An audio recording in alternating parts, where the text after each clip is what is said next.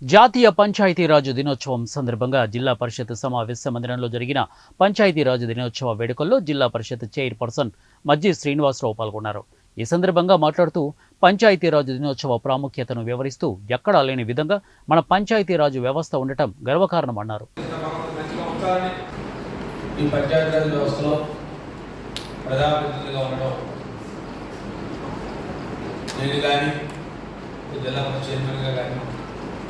లేదు ఒక మండల ప్రజాపతి అధ్యక్షుడిగా కానీ, లేదు ఒక జడ్పీటీసీ సభ్యుడిగా కానీ, లేదు ఒక గ్రామ పంచాయతీ సర్పంచ్ కానీ, వార్డు మెంబర్ కానీ, మేమందరం కూడా ఎన్నుకోబడిన వాళ్ళు.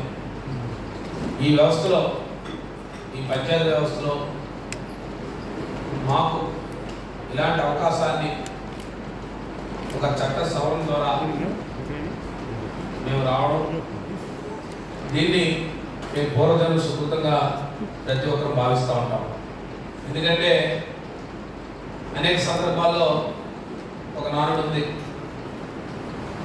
నువ్వు పార్లమెంట్ సభ్యుడు అవ్వగలమేమో కానీ నువ్వు గ్రామ పంచాయతీ సర్పంచ్ అవ్వడం చాలా కష్టం అంటారు.